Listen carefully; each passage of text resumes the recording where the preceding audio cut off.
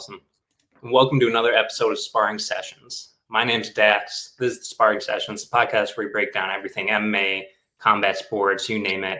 Today, we're here for best bets for UFC London, Edwards versus Brady. But first, I got to bring in my co-host, Jocks. How you doing today? What's up, guys? How you going? Happy to be on the show. Stoked to be here. Awesome. So yeah, you're a newbie to the podcast network. I mean, I've known each other for a few years now, but a lot of the people watching probably don't know you. So first question to kind of get you integrated in, what got you into MMA and how long you been watching for? I can remember my first one. I've always liked fighting, but I grew up with a single mother, so I was never really allowed to get into that sort of stuff. But the first ever UFC event I watched was 186 Mighty Mouse versus Kyoji Horiguchi. So that was the first one I ever fully watched. I've always been a fan of the old Pride days. My dad was a big fan of Pride and Glory kickboxing. But ever since that fight, Mighty Mouse has been probably my number one fighter. I don't really talk about that much because people don't really give him the respect he deserves, and I kind of lose my shit a bit about it. So, but yeah, been a fan since then. Really started to get into it probably the first Usman Masvidal card. Because that was the first time I ever really put a bet down. Put my first ever parlay down, won it, and then I was addicted to betting on the MMA. Thankfully, I'm not too bad anymore. But yeah, that's how I kind of got into MMA. That's cool. Yeah, that's how it goes for most of us, I think. At least betting wise, not MMA, but I love DJ as well. And you have a little more attachment to combat sports as well. You're a fighter as well. You want to? Yeah. So yeah, I've dabbled a bit in fighting, but really kind of took the leap last year. Picked up Muay Thai, went to an amazing gym, Muay Thai Academy in Vancouver. If you guys are in Vancouver, check them out. They got Petch Panamrung, the glory featherweight champion of the world, and so many other amazing talents. I started 3 months later. I was like, can I take a fight? And they said, are you sure? And I said, yeah, I want to see what it's like. I got in there. I had a great camp, great people around me. First amateur fight, went in, knocked the dude out in 30 seconds. It was pretty surreal. Had great support behind me, the chat that we're in. You guys all got to watch it live, so that was really cool. Took myself to Thailand and then entered a scrap there. Got my head split open nicely, as you can see from the scar. Oh, yeah. Lost my pro debut, but we bounced back, so I'll be back to knock someone out end of this year. That's how it goes. Love it. And then last but not least, if you haven't detected by now, you got a pretty thick accent there. We had trouble behind the scenes. We've had fun with the time zones this week, figuring out when to record. You're from the Australia, New Zealand area. Who's your favorite? I don't want to just say oceanic fighter, but fighter from the region. It probably in the UFC, I'd say. Oh, it's easily Dan Hooker. 100%. Look, I know he gets a lot of shit. I know he doesn't always back up what he says, but that dude comes to bang. And I'm really sad we didn't get him versus Gaethje. I hope down the line, the MMA gods let it be. But yeah, Dan from New Zealand, Australia, that kind of area, definitely Dan Hangman. Used to be a big Izzy fan, but things change. So still a fan of Izzy's style, just not so much of how it's kind of all played out. But yeah, Dan Hangman always. He's the man. Fair enough. Love him. Yeah. All right. Well, thanks for letting us get to know you, and we'll jump right into the show. First, before we get to the bets from this week, I do have to break down the bets from last week. You were not on, so we will not break down your bets. For me, I had Vettori over 109.5 significant strikes, barely hit. I was kind of surprised since they spent 5 rounds on the feet. Carlos Vera under 21.5 significant strikes, that hit. Njokwani over 40.5, that hit. Cachoeira Nunes under 2.5, that, oh boy, did that hit. Yeah. And then I had a 2-leg parlay. Andre Lima and Dr. Ngozi did not hit. Ngozi looked awful. Alex was on the show, our friend Alex. He had Vettori by knockout, did not hit. Njokwani ZDS under 2.5 hit. Span did not look good, did not hit. And then Blackshear inside the distance at plus 175. So that was a good one. And then the parlay, sparring sessions parlay of the week. Unfortunately, that did not hit. Genie continues his streak. I think he's only lost 1 leg so far out of the entire, I don't know, 10 weeks we've been doing this. It was Vettori, Cortez Acosta, and DR, and DR and Vettori did not come through, so not too fun. That being said, individual went up a little bit. I think Alex did too. He had a few others he told me about, so that is last week. But on to this week. So, I've told you, Jocks, but in case you're just listening to the show for this first time, how we kind of do things is this segment, best bets from UFC London. We'll go back and forth, give somewhere between 3 and 5 of our favorite bets. Somebody calls us and says, hey, what do we, give me some locks for this weekend. This is what we give them. So we both have some prepared. Jocks, you're the guest. I'm going to let you go first. All right. And a little technical difficulties there. We had some problems, but we're back now. And Jocks, we are ready for your first best bet for this upcoming card. Let's hear it. Yeah, my first best bet is Lona Kavanagh by points at minus 125. He's fighting Felipe dos Santos, who's 8-2, only lost by decision against Manal Cap, and most recently he beat Victor Altamirano. I actually can't even remember who he just lost Andre to. Lima. Yeah. So it wasn't the most exciting. But Lona Kavanagh, 5 finishes, 3 decision wins. FDS, very tough guy to put away. It's definitely not going to be ended by a submission. I could maybe see a knockout because it's in his hometown, like in the UK, but I still don't really see it happening. So I'm taking that at a minus 125, Lona Kavanagh by points. I also, if you want to have a little fun and be cheeky, on Bet Online AG, Lona Kavanagh by split decision is a plus 700. I like that. Yeah, he kept it pretty close with Jose Ochoa his last fight, and yes, Dos Santos is tough if nothing else. So I love the decision pick. Plus 700 kind of surprised me.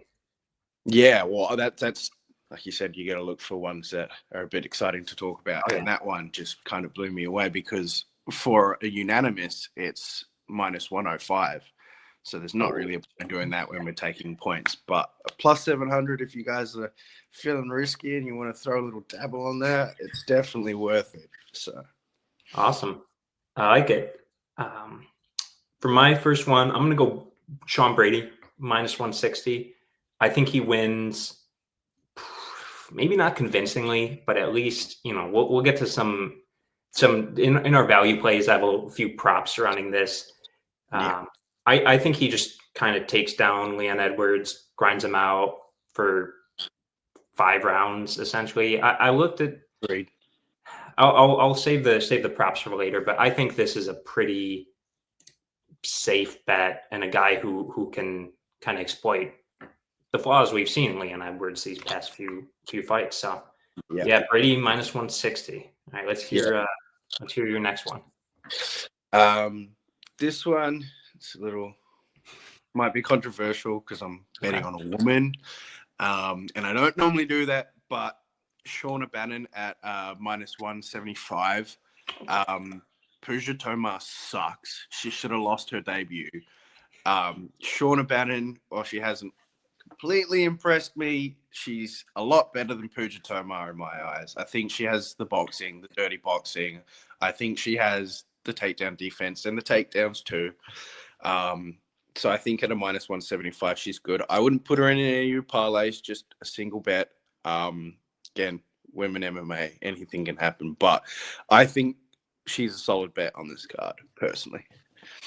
I agree. I think Pooja Tomar sucks. I kind of have a rule, unless something really outstanding happens, not to bet on unranked women's fighters. So that's kind of why I didn't include that in my bets. But Yeah.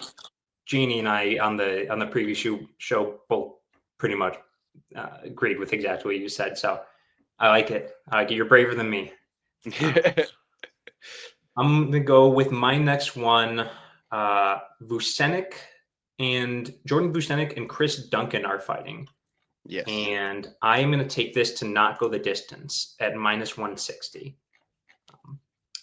These guys, they have a few decisions. Not a few more for Vucenic than for Duncan, but I think the craziness of Duncan, he's going to come in here. Either he's going to get taken down and choked out, or he's going to just, I don't know, maybe clip Vucenic on the feet. Either way, these guys like to finish by finish, and I think this is one that they both kind of want to prove themselves against a good opponent, and especially for Vucenic. I was looking at him inside the distance for this, but it was only, I think it was minus 120 instead of minus 160 for to not go the distance, so you might as well take that. Yeah. I wouldn't hit under 2.5, minus 130 or so, but I just went with to not go. Yeah, I think that's a good bet. Vucenic's really nice. I might be biased because I'm a big fan of him. I felt like he possibly could have got the knob against Garam. Maybe I'll have to watch it back again. But yeah, I think this is a fight where Vucenic's going to bring it, and he's going to show why he's supposed to be in the UFC. Unfortunately, just some of the lines weren't really that great for me to pick. He's a minus 300 right now, I think, minus 400. 400 or so, yeah, and growing. So I really was hoping that the lines would have been closer to like a minus 200, because then that's a perfect price for him, I think. But just gonna have to roll with that. Yeah. That's my second. Let's hear your third. My third is also my dog of the week. This is a plus 140. Nathaniel Wood. He's fighting Morgan Charrier.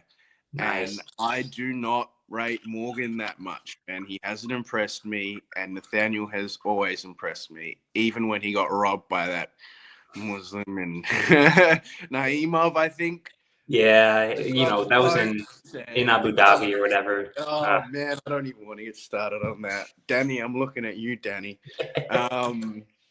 But yeah, I think Nathaniel Wood is a live dog. I'm surprised to see him. I thought it would be more of a pick 'em, especially the way Morgan's fought as of recent. He's got a finish in the UFC, maybe 2. I can't remember too much. I know he won his first fight, and it was a weird kind of one. Probably could have been kept going a lot longer. Nathaniel Wood's wily, man, and he's a vet in the UFC now. Great takedowns, great takedown defense, really good boxing, amazing cardio. Last outing, fought Daniel Pineda and just dominated Daniel Pineda. And I'm a big Daniel Pineda fan. I remember him beating the living crap out of Herbert Burns, and that was awesome. But 140, that's my dog of the week. I think he'll get it done. Most likely by decision, but the plus 140 is good enough for me. I like it. Yeah, decision was only plus 170 or something like that. It was not worth it. No. And Pineda, the Pineda win, the Naimov win, which, he should have won. He beat Andre Fili. He has a win over Charles Jourdain. And pretty good resume. And Charrier has, he's good as well. He's very good, but he has 10 losses. I mean, he's a guy. I could see Wood just kind of outsmarting him here. So I like that. I picked him on the preview show. Yeah, I think it's a battle of the IQ, and I think Wood just has the IQ in this, I agree. Next up for me, this is a controversy. You want to talk about women's MMA? I'm betting on a heavyweight, and I'm pretty confident in Mick Parkin at minus 110. Nice. I think for a few reasons, and I don't want to go too deep because Jeannie and I talked about this for a while on the preview show, but this is in London. This is against a guy who's almost 40.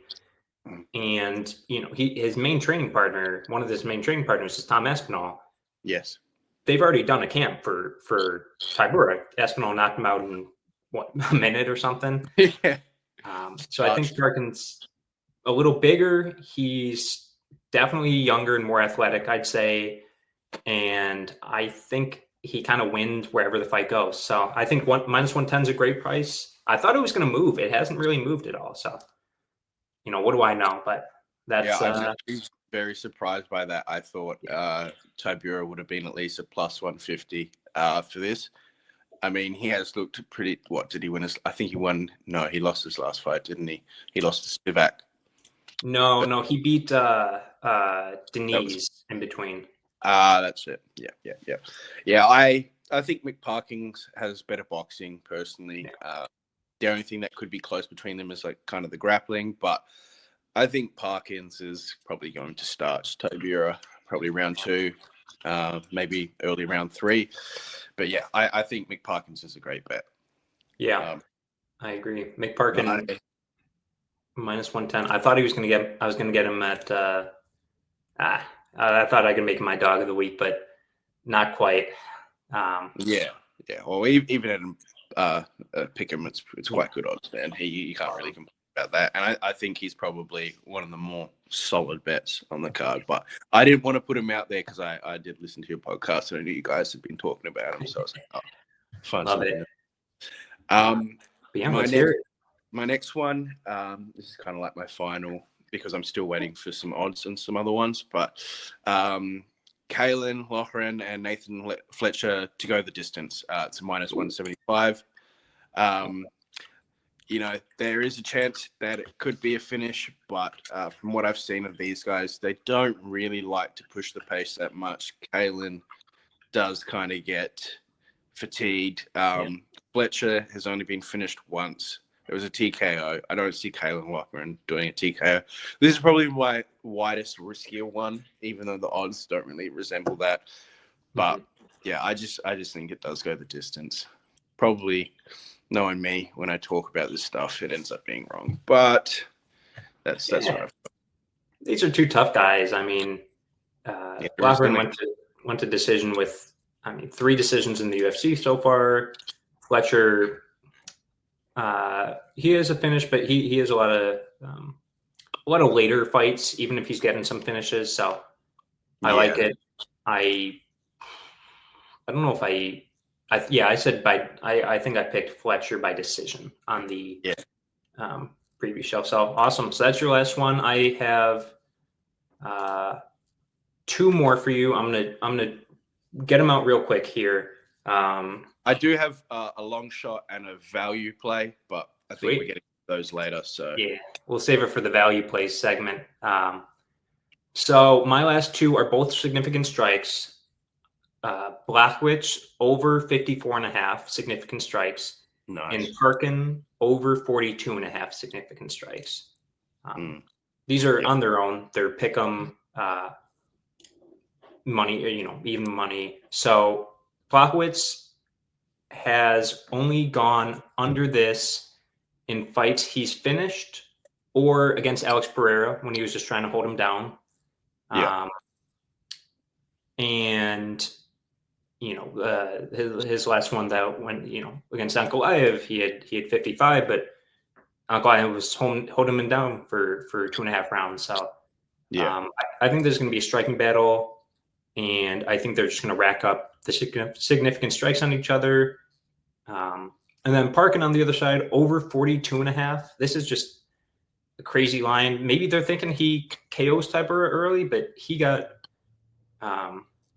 72 against Mo Usman. He got 95 against Jamal Pogues. And the only 2 fights he hasn't hit it were ones where he finished Lucas Brzeski super early, and then he took down Kyle Machado 3 times and just held him down. So, I think the McParkin one is a really, really good one. I kind of stayed away from the Jan Blachowicz fight because, I love Carlos Solberg, but the way he fights with his chin in the air, and then he's got finishing power too. Jan Blachowicz can rush in, so I wasn't too sure. I do kind of have something to do with that fight in my long shot parlay, but again. Interesting. It was a bit of a scary fight for me. Plus, I don't like to bet on fights that I'm highly invested in. Like, I want the Kiwi to win. So, Fair enough.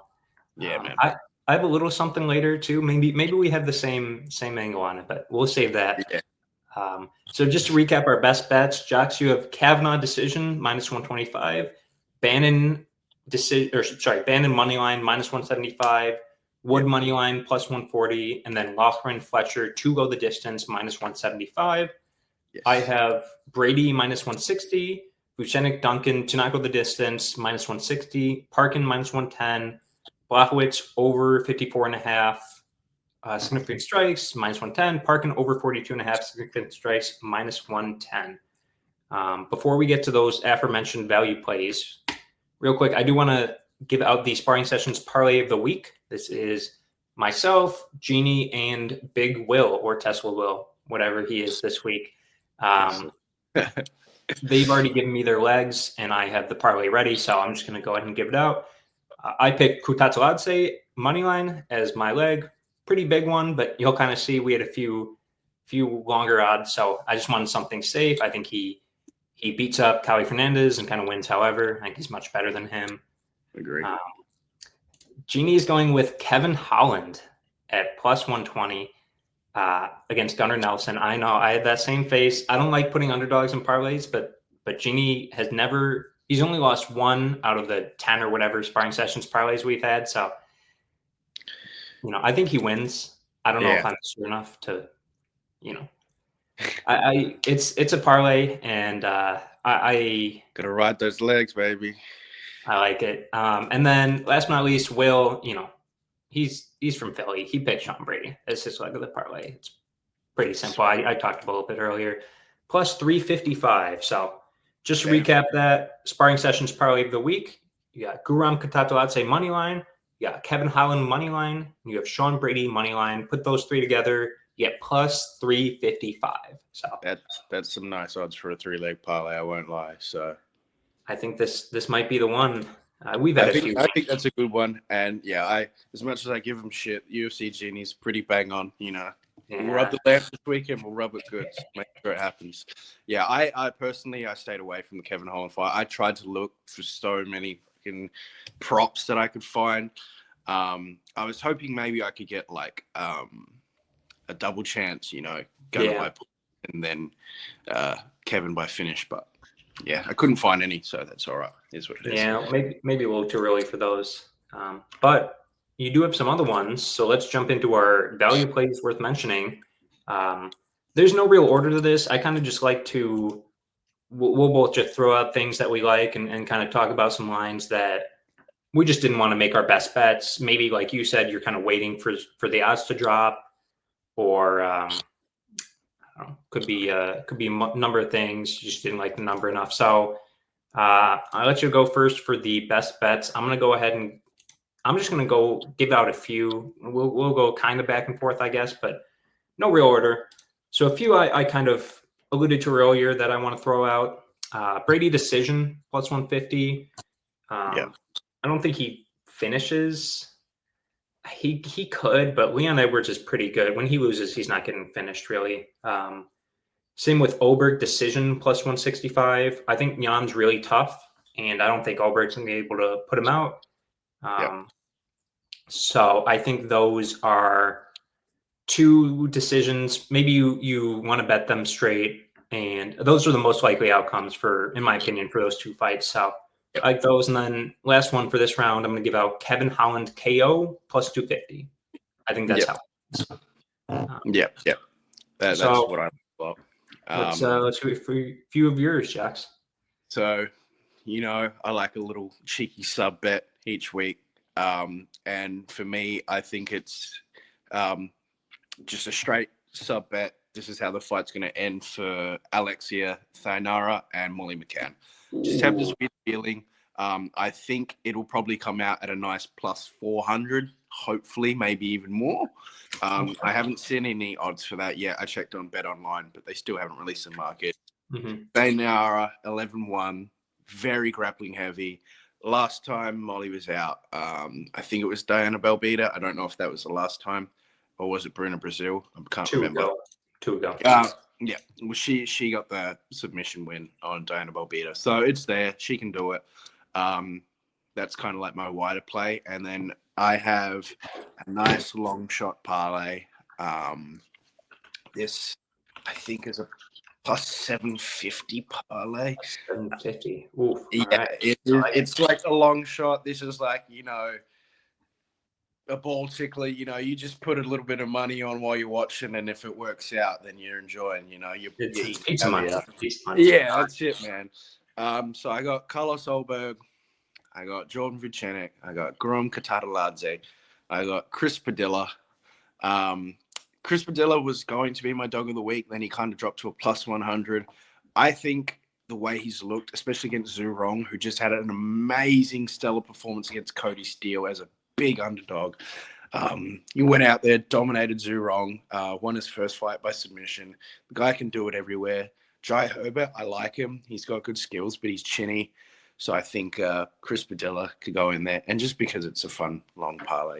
Nathaniel Wood and Lona Kavanagh, I think that was the 6 that I had for that one. I think it's a plus 750. Plus 750. But we'll have to tell you what, repeat that real quick. I'll punch it in and verify the number. Yeah. Carlos Olberg, Jordan Vucenic, Garam Tataladze, Chris Padilla, Nathaniel Wood, and Lona Kavanagh. Nathaniel Wood and Lona Kavanagh. I'm seeing plus 1182. Oh, so, there we go. Yeah, I like it. Yeah, it's a real big one. Don't put your house on it, but no. Maybe a little bit of a sprinkle, especially for a 180. 5 wins 60. You buy some pizza. You buy a few drinks for the night. I like it. Modelo time. Yeah, I'm gonna be honest. The only one I disagree with here is I think Jai Herbert wins. I think Jai Herbert wins, but the rest, I picked all 5 of them, and I'm decently confident. So I like it. Chris Padilla was definitely the one where I was kind of like, we'll see, but either take him out of that parlay or leave him in there. Maybe do one of both. Have a bit of fun with it. Yeah. It's also we'll have hit a few by then. So if it's still going to the Padilla one, maybe you hedge, maybe you let it ride. Depends on the type of bettor you are. That's it. I'm definitely a hedge man. So if it gets to Chris Padilla, I'll be hedging the hell out of it. Oh yeah, awesome. I'll throw out a few more here. Parkin KO plus 350. This is kind of to hedge my Parkin over 42.5. He could KO Tybura. Tybura's pretty tough, but maybe they're thinking like Aspinall have a similar performance. Maybe Tybura is just super old at this point. I don't know. He got cracked against Denise. It's just kind of 350 is a big number for that. Yeah. Another big number, Fletcher submission at plus 525. Especially maybe if you're betting the 2 go the distance for that fight. Maybe you think this is how one guy finishes. I want to.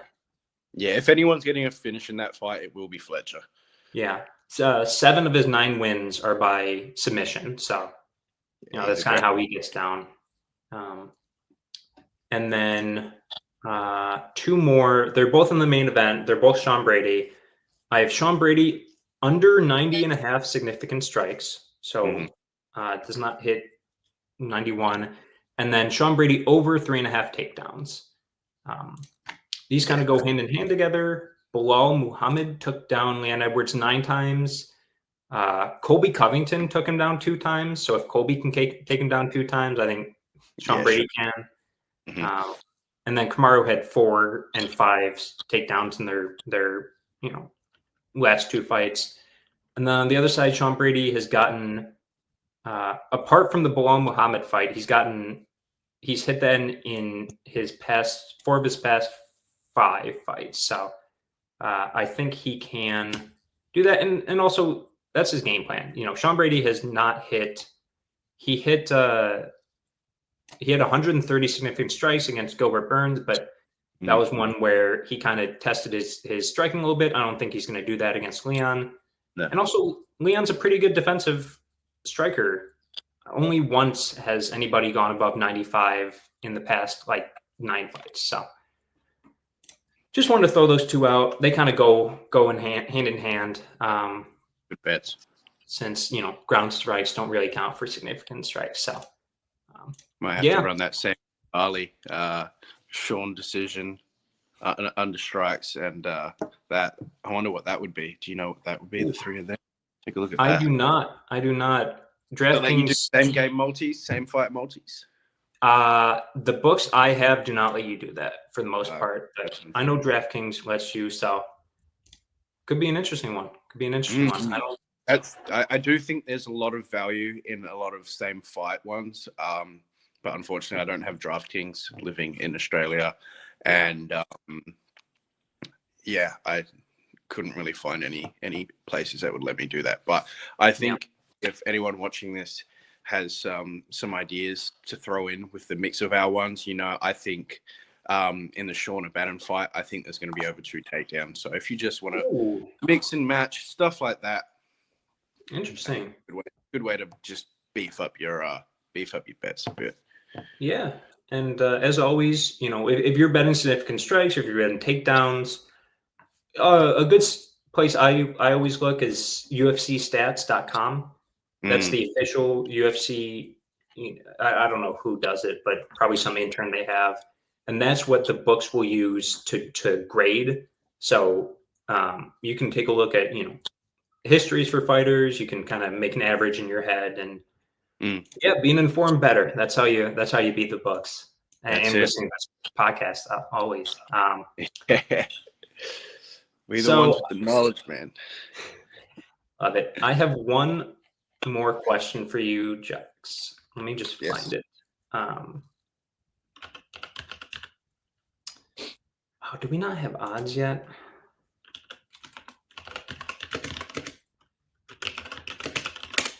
I was going to ask you about some odds. Oh, okay, so we only have.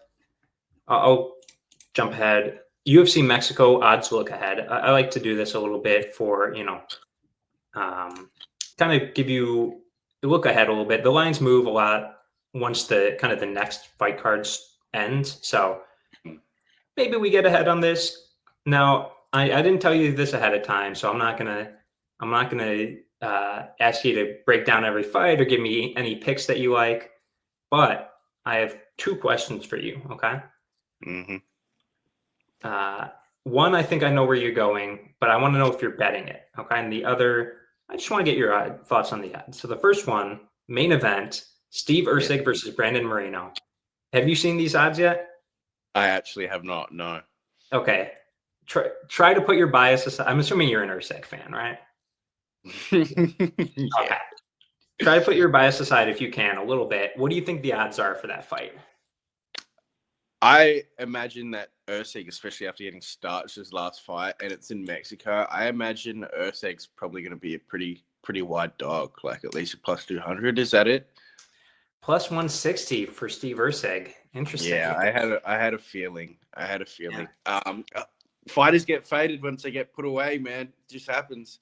Yeah. And I think a lot of people forget that Kai is the hardest hitter at flyweight by quite a large margin. So if he connects like that, anyone's going down, And I will say the footwork of Erceg was a little bit off that night. I don't know what it was. Maybe he was injured or something, but he just didn't have the footwork he had in his last fights. That's a hard fight for me to pick. I love Moreno. I love Erceg. Moreno looked amazing against Albazi. Fuck Albazi. I don't know what I'm going to pick on that fight. I'd have to take it. It's a weird fight for me. A one where I don't want to see either guy lose. If I was a betting man, honestly, I probably would lean Moreno just because he's a wily vet and he has punching power. He shattered Figueiredo's orbital. So, I have to wait a little bit longer to see how I feel about that fight. I'm probably going to be a biased Aussie and put money on Erceg, even if I don't think he's going to win. Yeah. But, yeah. I think the odds are going to grow a good bit too. I think you're probably going to see Moreno end up around a 250. Probably you get that number you said plus 200 on Ursig. Yeah. Just one I thought interesting. And then the other one so there's another fight on this card: Joe Piper versus Kelvin Gastelum. Okay, I'm curious. I like playing this game. What do you think the odds are for that fight? Yeah. Look, I love Piper. I'm not a big fan of KG either anymore because I just don't think he's professional. Missing weight. I felt like he really snubbed D-Rod with that fight. I felt really bad for D-Rod.